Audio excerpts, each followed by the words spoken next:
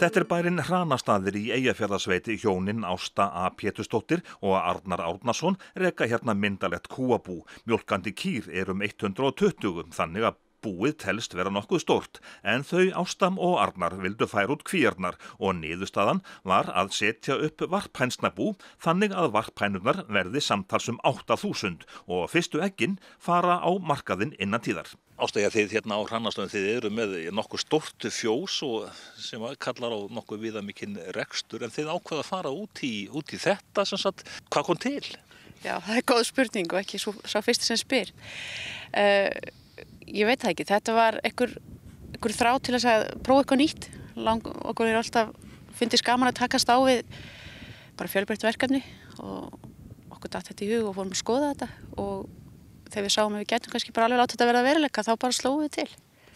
Og fór boltinn þá bara fljótlega að rúlla eftir að ákvörðun var tekin? Já, við ýttum honum á stað og þetta fór svona í ferðlega að skoða í kringu sig hvernig maður gerir svona og hvernig hús við þurfum og hvaða búnað og hvernig best að gera þetta til þess að fara sem best dýrin. Þannig að já, það tók langt ferli við. En þið eru bæði búfræðingar, þannig að þið vitum nú svona nokkurn veginn hvað svona snýr upp og niður í þessu öllu saman. Já, við vitum alveg hvað er að hugsa dýr og við höfum gaman að því. Og hænurnar, þær eru mjög skemmtilegar, þær valda okkur ekki vonbrigðum. Þær vilja alveg spjalla og eru heilmiklar týpur, þannig að þetta er bara búið að vera mjög gaman, skemmtilegt ferli. En að setja upp svona bú, eru til margar leiðir? Við veitum það ekki, við fundum eina og notuðum hana og við tókum skóflustungu 13. apríl í fyrra, fyrstu og byggðum þessi 2 hús, annað fyrir unga uppeldi og hitt fyrir varphænur og það eru eflaust til fleiri leiðir en þessi var ágætt. Hversu stórt bú verður þetta? Þegar allt er komið í gang þá verðum við með tæplega 8.000 varphænur. Það er helmingurinn komin í gang núna, þannig að já, þetta verður svolítið fjöldi. En hvenær koma fyrstu eggin á markaðinn? Eða eru þau kannski komin? Nei, þau eru ekki komin ekki í neytendaumbúðum, en við erum svona farin að selja egg, en við getum reiknað með því bara svona mjög fljótlega í búðir. En hvernig fer þetta saman við sem sagt kúabúskapinn? Bara mjög vel. Það við getum stýrt svo mikið tímanum hvenær við vinnum við hænurnar, þannig að vinnulega passar það vel saman og svo náttúrulega höfum við landið fyrir og vélar til þess að koma skítnum út og þetta gengur vel saman. Og við erum mjög ánægð og spennt að fá þennan góða húsdýraáburð sem kemur frá hænunum til að nota á túnin. Þá fáum við gott hey fyrir kýrnar, þannig að þetta á að vinna vel saman. En 8.000 varphænur, það svona gerir þá hátt í 8.000 egg á dag eða hvað? Já, svona samkvæmt reglunni á það að vera þannig. Það verða svona eitthvað tæplega það. En hér eru sem sagt lausa gönguhænur? Já, þær eru alveg frjálsar og við vorum búin að skoða þetta heilmikið til mikið af svona kerfum fyrir hænur.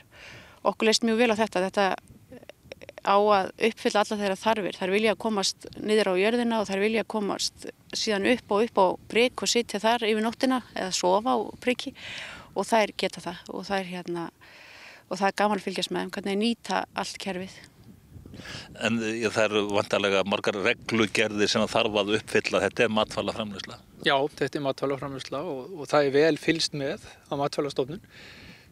Þannig að okkur er gert að fara eftir reglum sem er í rauninni bara gott. Það er allt öryggi, matvælaöryggi. Það er nú kannski það mikilvægasta, sérstaklega nú til dags að þetta sé í lagi. Það er ansi mikil sjálfvirkni hjá ykkur? Já, þetta er sjálfvirkni, jú. Það er náttúrulega fóðrunin er sjálfvirk og eggjasöfnunin er sjálfvirk og þannig að hún er töluverð, þó ekki 100%. Þetta er lifandi dýr og maður þarf alltaf að eiga svolítið við þau og vera innan þau og fylgjast með og passa allt sig í góðu lagi. Umbúðirnar, þær eru kolefnisjafnaðar?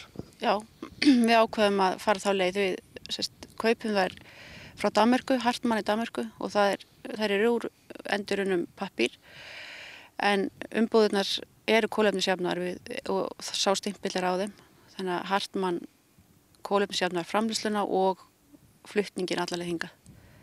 Hægt að ég renna við hérna bara hjá ykkur og kaupa beint frá bíli eins og stundur sagt Já, það kælir bara hérna í andirinu á Hænsnahúsinu þar sem að fólk getur náð sér í eggi í pakningum eins og hendar þeim, 10 eggja, 18 eggja eða 30 eggja.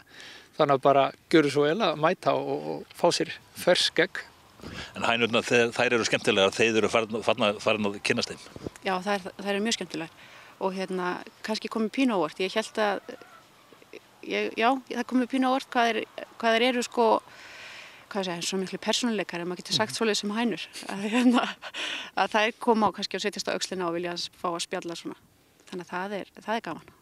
En ykkur datt þetta í hug bara í fyrra og sem sagt létuð hendur standa fram úr ermum, hvað næst? Góð spurning. Já, það er fín spurning. Við erum alveg með nokkra hugmyndir í kollinum, sko. Já. Og við ætlum að halda áfram að byggja upp hér á Hrannastöðum og sinna búskapnum okkar og kannski að bæta við einhverju nýju. Það er vel hugsanlegt. Ég held að maður hætti ekkert á meðan að maður er í þessu. Það er svo gaman að halda áfram og svona stíga alltaf reglulega út fyrir þægindaramman, takast á eitthvað nýtt. Og það náttúrulega í þessu það kemur aldrei svo dagur í búskapnum þar sem þú vaknar á morgni og spyrir sjálfa hvað á ég að gera í dag? Það er alltaf nógu verkefnum, sko.